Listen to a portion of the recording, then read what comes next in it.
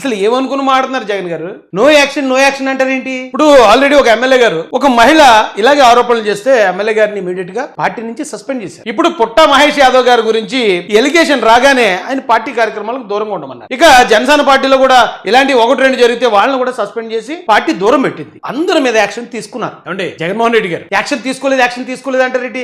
అందరి మీద యాక్షన్ తీసుకున్నారు. అయితే మరి ఇంత అడుగుతున్నారు కదా మీరు, ఇంత అమాయకంగా యాక్షన్ తీసుకోలేదని అడిగేటప్పుడు మన మనసు మనం గద్దించాలి కదా. ఇంకొకటి, ఇప్పుడు చంద్రబాబు నాయుడు గారు వచ్చి మీ పార్టీలో ఎవరైనా తప్పు చేస్తే వాళ్ళ మీద చర్యలు యాక్షన్ తీసుకోలేదని అడిగే హక్కు మీకు లేదు. ఎందుకంటే చంద్రబాబు నాయుడు గారు ఆల్రెడీ యాక్షన్ తీసుకుంటున్నారు, మీరు యాక్షన్ తీసుకోలేదు. పైగా ఏమి చిన్న చితక నేరాలు కాదండి. విజయసాయి రెడ్డి గారి కోసం ఒక భర్త వచ్చి తన భార్యకి ఇలాగ సో జరిగిందని చెప్పి ఒక భర్త చెప్తే మీరు యాక్షన్ తీసుకున్నారా?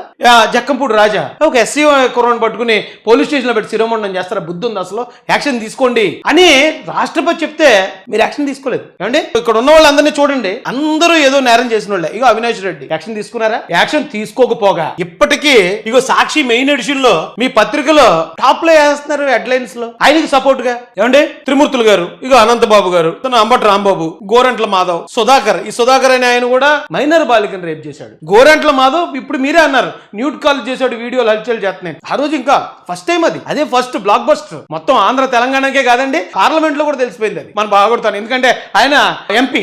ఒక ఎంపీ ఇలాగే మొత్తం ఆమోదులు తిరిగేస్తున్నాడట సెల్ ఫోన్ ఆన్ చేసుకుని. అంటే ఆ రోజు దేశం అంతా మన రాష్ట్రం పరుగు పోయిందండి. ఏం యాక్షన్ తీసుకున్నారు సార్ మీరు? యాక్షన్ తీసుకోకపోగా ఈ వీడియో ఎలాగొచ్చింది? ఈ వీడియో ఎవరు రిలీజ్ చేశారు? వాళ్ళు వస్తే తప్ప అది ఒరిజినల్ కాదని ఫోరెన్సిక్ వాళ్ళు తేల్చలేరు. కాబట్టి అది మార్ఫింగ్ లాగే ఉంది, అది ఒరిజినల్ లా లేదని మీరు కవర్ చేసుకొచ్చారు. ఆ రోజు ఈ రోజు చంద్రబాబు నాయుడు గారు ఆయన ఆది మూలంగా సస్పెండ్ చేశారు. పుట్టా సుధాకర్ యాదవ్ గారిని పార్టీ కార్యక్రమాలు దూరంగా ఉండమన్నారు. రేపు తేలితే ఆయన కూడా సస్పెండ్ చేస్తారు. మీరు ఏం చర్యలు తీసుకున్నారు వీళ్ళ మీద? ఇక మీ పక్కనే మొన్న కూడా అసెంబ్లీకి వెళ్ళినప్పుడు మీరు మీ పక్కనే ఉన్నాడు దువ్వాడ శ్రీనివాస్ ఏం చేశాడు మరి? అతను ఎంత బరితెగించున్న వాడిని మీరు పక్కన కూర్చోబెట్టుకుని మీరు ఎలా సార్ ఎదుటి మాట? మీరు బైబిల్ చదువుతాను అంటున్నారు కదా జగన్ గారు, బైబిల్లో మాట ఉంటది, నీ కంట్లో దూలాన్ని పెట్టుకుని ఎదుటోడు కంట్లో నలుసుని ఎతకొద్దు అని. ఆ వాక్యం ఎప్పుడు కనపడలేదా మీకు? మీ కంట్లో ఇంతంత పెద్ద పెద్ద దూలాలు పెట్టుకుని ఎదుటివాడి కంట్లో ఉన్న నలుసు, ఆ నలుసు గురించి వెతకటమే కాదు అదేదో ఉందని మాట్లాడటం అంటే ఎంత కడు శోచనీయం సార్ ఇది.